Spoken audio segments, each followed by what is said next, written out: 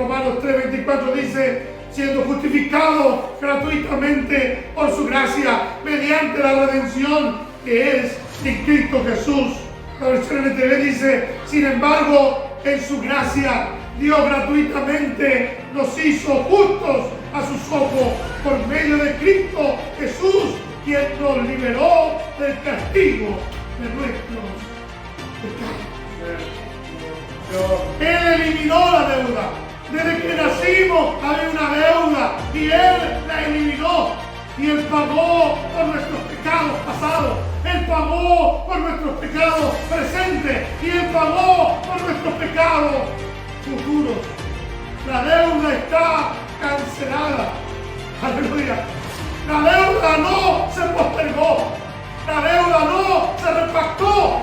Hoy en día tenemos una deuda y hay que ir al banco o a alguna casa comercial y repactar esa deuda. Pero no dice aquí que se repactó o se postergó. Dice que fue pagada en su totalidad. Consumado es. Está listo.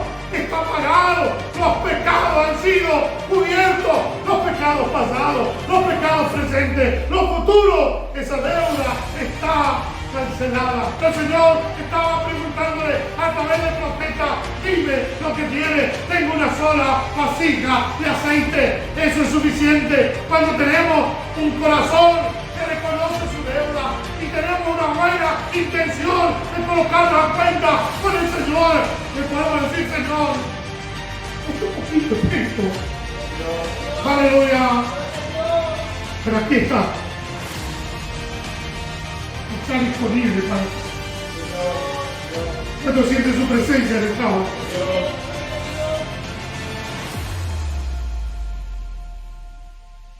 Libro de Colosenses, capítulo 2, versículo 14, dice, anulando el acta de los decretos que había contra nosotros, que nos era contraria, quitándola del medio y clavándola en la cruz. Amén. Endeudados de nacimiento. Cuando hemos leído esta palabra en la versión Reina Valera, quizás no es tan clara, pero en la versión de la Biblia Dios habla hoy. Este versículo se nos aclara totalmente. Dice, Dios anuló el documento de deuda. Dios anuló el documento de deuda que había contra nosotros y que nos obligaba. Lo eliminó clavándolo en la cruz. Lo reitero, porque es un versículo hermoso. En esta versión dice, Dios anuló el documento de deuda. ¿Cuántas deudas nosotros tenemos actualmente? Y yo le aseguro que aún desde que nacimos estamos acumulando deudas. Leí un artículo ahí en un diario y decía de esto, de cómo nosotros acumulamos gastos desde el día que nacimos. Que Dios nos bendiga. Hasta que nos valemos por sí mismos. Tenemos una deuda moral con nuestros padres. ¿Cuánto han invertido en nosotros? ¿Cuánto han invertido en nuestra educación? Le debemos respeto. Le debemos no solamente nuestro amor, sino nuestra retribución en lo que sea posible. Por eso dice la Biblia, honra a tu padre y a tu madre. Y serás bendecido. Tus días serán alargados. Desde que nacimos estamos espiritualmente endeudados. Porque dice la Biblia que toda cabeza está enferma y todo corazón doliente, de la mollera de la cabeza hasta la planta del pie, no hay en él cosa sana, sino herida, hinchazón y podrida llaga. Isaías 1:6. Hay algo que hay que arreglar. Cuando el hombre nace en pecado. Todos nacimos de esta manera, destituidos de la gloria de Dios, sin salvación, en muerte, en destrucción, en ruina. Por eso necesitamos que alguien pague el precio de nuestro rescate. Y lo hizo Jesucristo. Él pagó nuestra deuda. Él pagó todo lo que nosotros deberíamos haber pagado para alcanzar la salvación y la vida eterna. Cuando Él murió allí en la cruz y pronunció aquellas palabras: consumado es. Está hecho, está terminado, la obra ha sido terminada. Cuando Él lo hizo, Él pagó el precio con su dolor, con su sacrificio, con su muerte, derramando toda su sangre en la cruz del Calvario. Él nos redimió, Él pagó el precio por nosotros. ¿Cuánto le alaban en esta hora? Amén. ¿Y qué sucedió en aquella hora? Dios, el Padre, anuló el documento de deuda. Ese pagaré que nadie podía pagar por sí mismo, porque nadie pudo cumplir la ley, pero Cristo la cumplió. Cristo cumplió la ley y Él murió sin mancha, sin pecado. Él cumplió los mandamientos. Y al morir en la cruz, dice que aquella ley quedó clavada ahí juntamente con Él. Esas tablas quedaron clavadas en la cruz del Calvario. Y Dios anuló el documento de deuda que había contra nosotros. Que había contra Juan, que había contra Ronindo, que había contra Luisa. Dios anuló el documento de deuda que había contra nosotros. Qué tremenda esta palabra. Sí, y dice más, y que nos obligaba. Porque una deuda es una obligación, ¿cierto? ¿Qué es lo que es una deuda? Un compromiso. Nos hace ser siervos, nos hace ser esclavos de quién, a quién le debemos. Lo dice la palabra del Señor. Proverbios 22:7. El rico se enseñorea de los pobres, y el que toma prestado es siervo del que presta. Había una obligación, nos obligaba a esto. Y dice más, lo eliminó clavándolo en la cruz. Pero Él eliminó esa obligación. Eliminó ese documento de deuda. Lo clavó en la cruz. Y yo me gozo en esto. Yo no sé si usted puede comprender la grandeza de este versículo. Señor. Él eliminó la deuda. Desde que nacimos había una deuda y Él la eliminó. Y Él pagó por nuestros pecados pasados. Él pagó por nuestros pecados presentes. Y Él pagó por nuestros pecados futuros. La deuda está cancelada. Aleluya. La deuda no se postergó. La deuda no se repactó. Hoy en día tenemos una deuda y hay que ir al banco o a alguna casa comercial y repactar esa deuda. Pero no dice aquí que se repactó o se postergó. Dice que fue pagada en su totalidad. Consumado es. Está listo. Está pagado. Los pecados han sido cubiertos. Los pecados pasados, los pecados presentes, los futuros. Esa deuda está cancelada. Romanos 3:24 dice, siendo justificado gratuitamente por su gracia, mediante la redención que es en Cristo Jesús. La versión NTV dice, sin embargo, en su gracia, Dios gratuitamente nos hizo justos a sus ojos por medio de Cristo Jesús, quien nos liberó del castigo de nuestros pecados. El que incumple una deuda puede ir hasta preso o tiene algún castigo moral.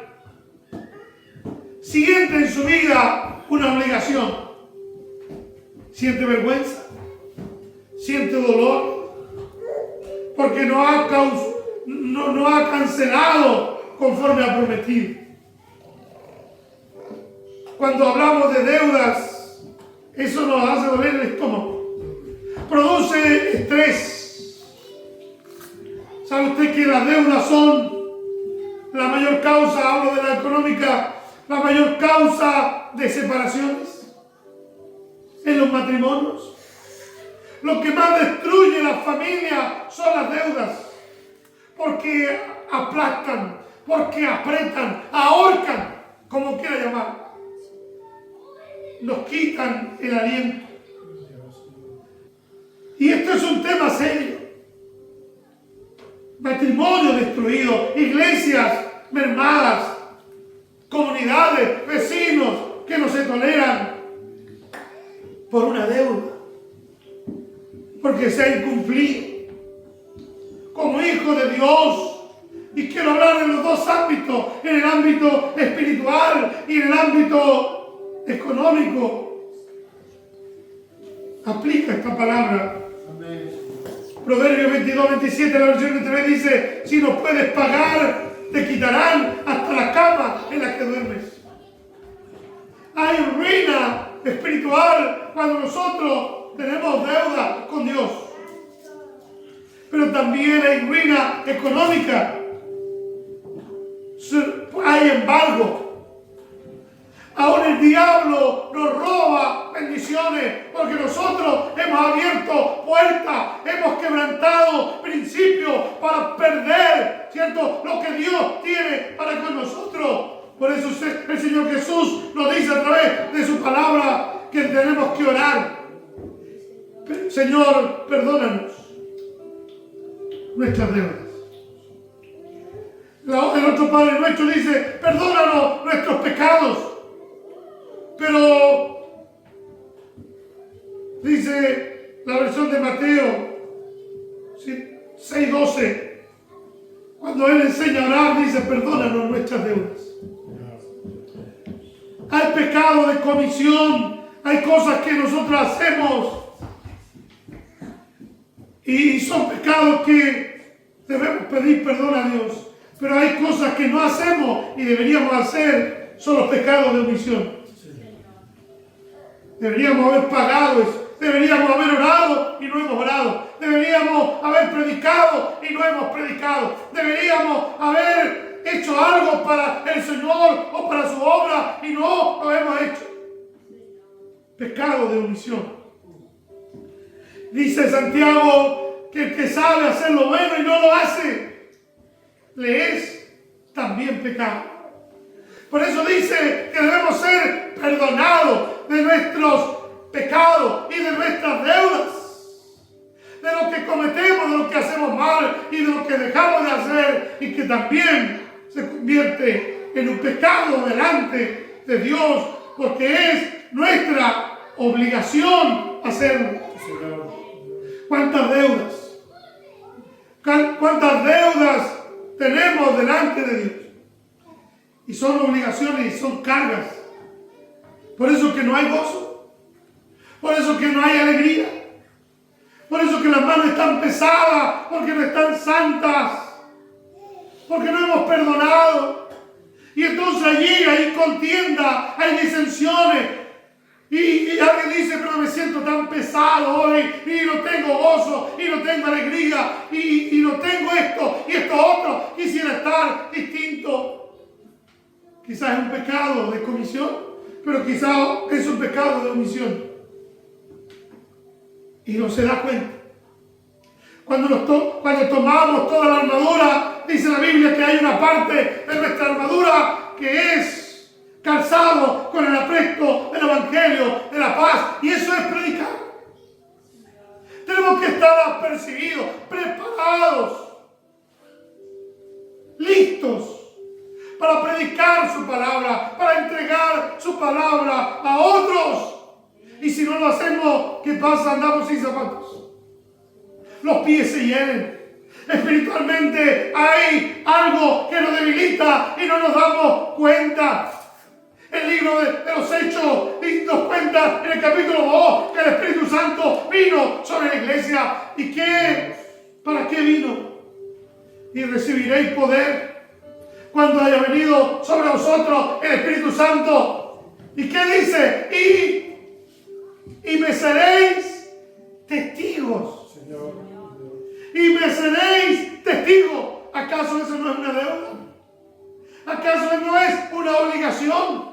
¿Acaso eso no es algo que Dios nos pide por medio de su palabra? Dios nos demanda obediencia. Dios nos demanda a través de su palabra que hagamos algo. Así como en lo económico tenemos que pagar nuestra deuda. De alguna manera, buscar la manera de pagar nuestra deuda. Lo dice la Biblia. Proverbios 21:15. En la versión Dios habla hoy. Cuando se hace justicia, el justo se alegra. Cuando paga una deuda, el justo que hace siente alegría cuando se hace justicia. Y a los malhechores les llega la ruina. Pero el que tiene el corazón contaminado, no. El que tiene el corazón contaminado, aunque tenga para pagar, no lo hace y se va a comprar un sillón. Se compra una tele nueva y se alegra en sí mismo, en su egoísmo, en su propia arrogancia. No le importa al que ha ofendido, no le importa con el que tiene una obligación, porque la obligación consigo mismo es más importante que la obligación con su prójimo. Lo mismo en lo espiritual. Anhelaba, quería tiempo libre, ahora tiene un tiempo libre, pero se preocupó de sí mismo antes que de buscar el reino de Dios y su justicia. En el mundo espiritual, la única manera de que nosotros podamos saldar nuestras deudas es cumpliendo este mandamiento: buscar el reino de Dios y su justicia. ¿Y qué va a suceder? Todas las otras cosas van a ser añadidas. Cuando el Hijo de Dios tiene temor de Dios en su corazón, tiene paz con Dios, está a cuentas con Dios y está a cuentas con su prójimo. Busca el reino de Dios y Dios le va a proveer para saldar todo tipo de deudas. Dios le va a dar el tiempo y le va a dar el momento para pedir perdón. Le va a dar el momento y el tiempo para arreglar las cuentas que tenga. Aleluya. ¿Cuántos le alaban en esta hora? Amén. Oh, bendito sea el Señor. Amén. Alabado sea el Señor. ¿Sabe? Los acreedores acá abajo son implacables. Los bancos embargan. Pero Dios tampoco deja en vano nuestras deudas. Él las cobra. Tenemos que pagar la cuenta de lo que hacemos ya. Nuestros pecados han sido, la cuenta ha sido pagada. Cristo llevó nuestros pecados, pagó nuestras deudas. Somos salvos, somos libres. Ya no somos esclavos, ya no somos siervos. Pero si nosotros mismos ahora nos metemos en problemas, tenemos que arreglar las cuentas, pedir perdón a Dios, hacer compromisos con Dios y decirle: Señor, esto lo estoy haciendo mal, lo quiero arreglar, quiero cambiar esto no funciona. Dios le cobró la deuda pendiente al pueblo de Israel cuando ellos no guardaron los días de reposo, los años sabáticos, los años de jubileo, los años de reposo. Segunda de Crónicas 36:21 dice que los mandó al exilio y allí les hizo pagar. Dice: para que se cumpliese la palabra de Jehová por boca de Jeremías, hasta que la tierra hubo gozado de reposo. Porque todo el tiempo de su asolamiento reposó hasta que los 70 años fueron cumplidos. Y esta palabra la encuentro tremenda. El Señor dijo: estarán allá en cautiverio, en Babilonia, hasta que la tierra cumpla todos los años de reposo que ustedes no obedecieron. ¿Quién iba a trabajar la tierra si no había quien la trabajara? Si estaban en otro lugar. Aleluya. Hay que pagar las deudas. ¿Cuántos saben lo que deben? Delante de Dios o a su prójimo. Si usted le pregunta a alguien, la mayoría, si hace una encuesta, la mayoría no sabe lo que debe. Sí, debe unos cuantos. ¿Pero cuántos? No, sí, unos miles. ¿Pero cuántos miles? Porque no nos gusta hacer cuentas. Para pagar. ¿Qué estoy haciendo mal delante de Dios? Sí, tengo deudas. ¿Cuáles son? Pero es que quizás un poco. No, pero ¿cuánta deuda? ¿Cuáles son las cosas que nosotros no estamos haciendo y Dios nos exige que hagamos? ¿Cuáles son?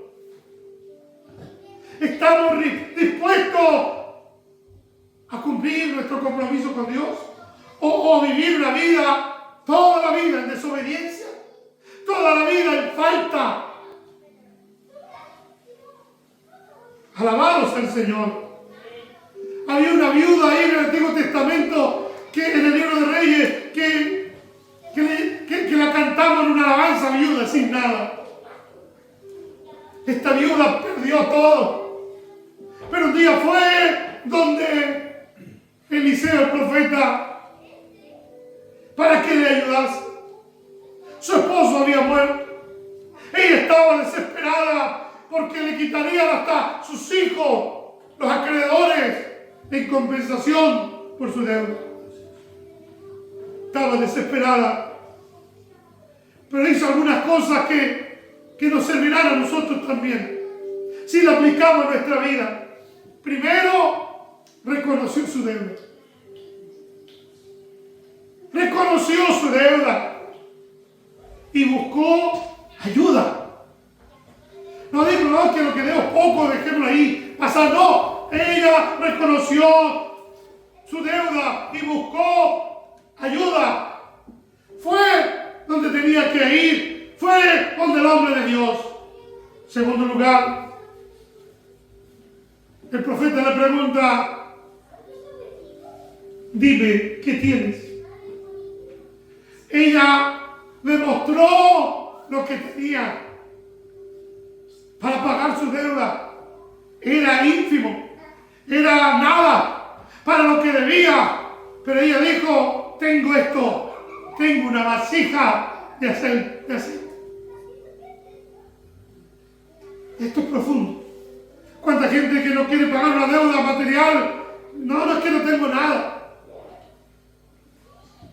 Y si tiene, algo tiene.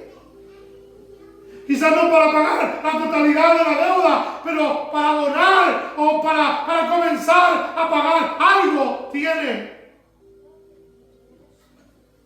En lo espiritual, el Señor nos pregunta, dime, ¿qué tienes? Es que no me alcanza, es que no tengo tiempo, es que no tengo sabiduría, es que yo no puedo. Pero el Señor nos dice, dime qué tienes, dime qué tienes. Aleluya. Podremos responder a esa pregunta en esta hora. Tenemos vida, tenemos salud, tenemos voz, tenemos una mente, tenemos capacidad de formar un mensaje, tenemos una voz para cantar al Señor. ¿Qué tienes? Tenemos tiempo. Para todo el tiempo bajo el sol. Señor. Dime qué tienes. Aunque sea pequeño, aunque sea poco, aunque tu fuerza sea mínima, aquí tengo 1% de fuerza. 1% está cargada mi vida, pero el Señor dice, dime lo que tienes, dime lo que tienes. El diablo nos dice a nuestro oído, no tienes nada, es solo una vasija, te van a llevar a tus hijos, vas a morir, no hay solución. Pero el Señor estaba preguntándole a través del profeta, dime lo que tienes, tengo una sola vasija de aceite, eso es suficiente. Cuando tenemos un corazón que reconoce su deuda y tenemos una buena intención de colocarnos a cuenta con el Señor, le podemos decir, Señor, esto poquito tengo. Dios. Aleluya. Pero aquí está. Está disponible para ti. Señor. Dios. ¿Cuánto siente su presencia en esta hora? Dios. Aleluya. Señor. Y ahí llega la acción ahora. Busca las vasijas. Busca más vasija, busca más, trabaja. Eso es trabajo, eso es aplicación, eso es fe, eso es creer a la palabra de Dios, eso es creer a la promesa que Dios nos ha dado. Busca más vasija, busca más vasija. ¿Sabe? Si ellos hubiesen trabajado poco, Dios la hubiese bendecido. Si hubiese conseguido vasija, no tenía vasija, pidió por otro lado. Pero consiguió lo más que pudo. Ese fue el porte de su milagro. Bendito Dios. Aleluya. ¿Cuántos van a trabajar por su bendición?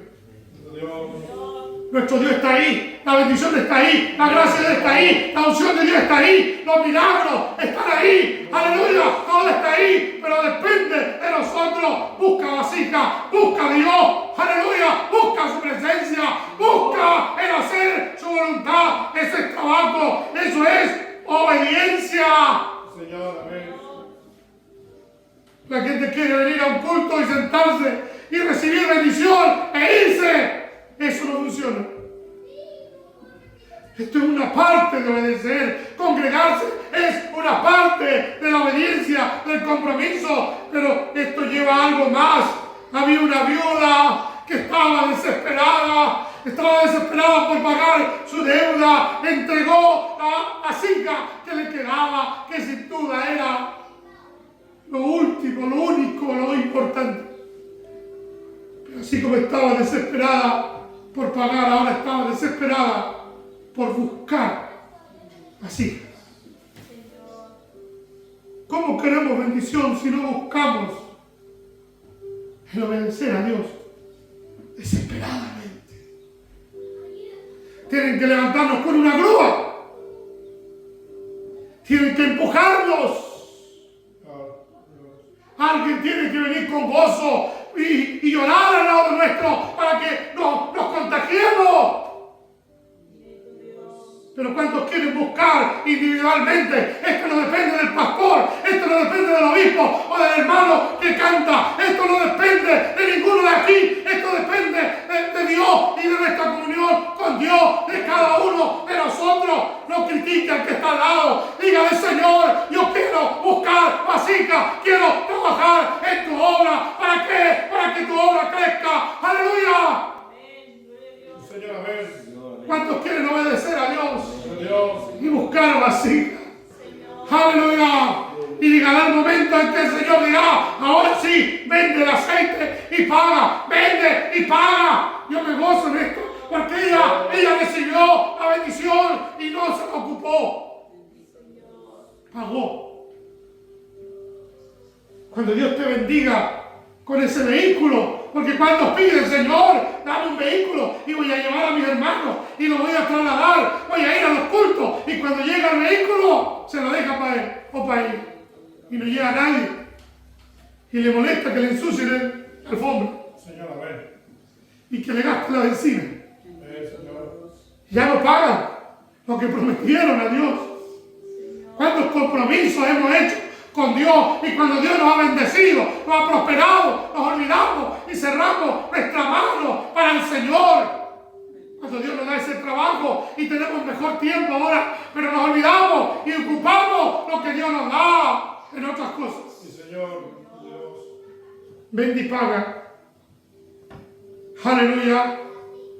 ¿Cuántos le alaban en esta hora? Sí, Señor, amén. ¿Sabe? Hay aceite disponible, hay aceite, hay bendición, hay gracia, hay unción, hay dones, hay ministerio, hay fuerza nueva, hay milagros, hay aceite. Yo estoy seguro de eso, hay aceite, pero tiene que haber alguien disponible a recibir esa bendición. ¿Cuántos van a trabajar por aquello? Debemos hacer nuestra parte. El Señor Jesús le dice a sus discípulos: alimenten a la multitud. Y los 12 y saben: pero ¿cómo, maestro? Si no tenemos para alimentar la multitud. Alguien de los discípulos creyó y buscó en quien tenía algo para poder repartirlo, y encontró a un muchacho que tenía 5 panes y 2 peces. Lo grande de esto es que alguien lo encontró a ese muchacho, y ese muchacho entregó lo que tenía y comió él. ¡Aleluya! Y las canastas se llenaban y se llenaban y se llenaban. Había había alimento, había multiplicación, había bendición de Dios. Había bendición de Dios. Y en aquel día todos se comieron hasta que se saciaron. Hasta que se saciaron. No vas a tener menos si das para el Señor. Gloria a Dios. Aleluya. Aleluya. Gloria a Dios. Los que tienen menos son los miserables, los que cierran sus manos para el Señor, o los que no cumplen sus responsabilidades con su prójimo. Aquí en la tierra serán empobrecidos, vivirán en vergüenza, vivirán en aflicción, no podrán levantar la cabeza, sino que tendrán que andar agachados por la calle. Pero el que está en comunión con Dios, aleluya, obedece a Dios, paga sus deudas con Dios y con su prójimo, puede levantar su cabeza y andar tranquilo. Aleluya, porque tiene la bendición de Dios. Estaremos haciendo nuestra parte. Dios, Señor. Romanos 13:8 dice: no debáis a nadie nada, sino el amaros unos a otros. La versión de TV dice: no deban nada a nadie, excepto el deber de amarse unos a otros. Quiero terminar esta palabra.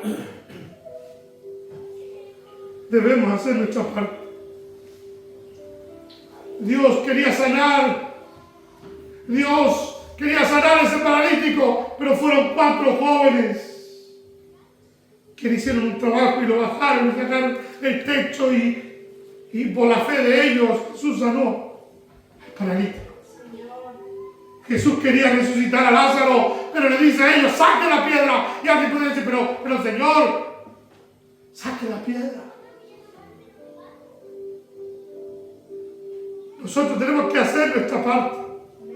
Dios. Y Jesús va a resucitar a Lázaro. Jesús va a salvar las almas. Amén.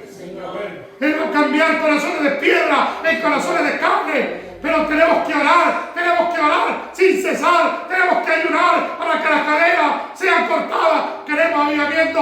Habrá aceite cayendo sobre esta iglesia cuando haya gente dispuesta, trabajando al Señor, haciendo su parte. Habrá aceite cayendo, habrá multiplicación, habrá bendición de Dios. Queremos avivamiento, habrá avivamiento, porque la mano de Dios no se ha cortado, no se cortará. Él nos quiere bendecir aún más de lo que nosotros deseamos ser bendecidos. Amén, Señor, amén. Yo siento su presencia en esto. Gracias, Señor. Aleluya. Bendito de Dios. Primero de Samuel, con esto termino, el capítulo 22, versículo 2 dice: y se juntaron con él, está hablando de David, los afligidos y todo el que estaba endeudado, y todos los que se hallaban en amargura de espíritu. Y David fue hecho jefe de ellos, y tuvo consigo como 400 hombres. Permítame, no quiero forzar el argumento, pero permítame tomar solamente esta idea. Estos endeudados, estos pobres, desvalidos, formaron el ejército de David. Valientes de David salieron de allí. Pero ¿qué hicieron ellos? Se sometieron a las órdenes de David. Se sometieron y le dijeron: nos vamos a someter. Y David, ¿quién fue de ellos? Fue jefe de ellos. Y formaron un ejército poderoso. ¿Cuántos hoy en día no tienen la bendición de Dios porque no se someten a Dios? Si nos sentimos en deuda, digámosle: Señor, en este día quiero ser parte de tu ejército. Quiero pelear por tu causa. Dios. Quiero pelear la buena batalla de la fe. Quiero luchar como buen soldado de Jesucristo. Señor. Me someto a ti. Te entrego toda mi vida a ti. Te entrego todo a ti, mi tiempo. Te entrego a ti mis recursos. A ti todo. Te lo entrego a ti. Ahí está todo a tu disposición. Sé mi jefe. Tú mandas bien. Tu palabra me producirá vida.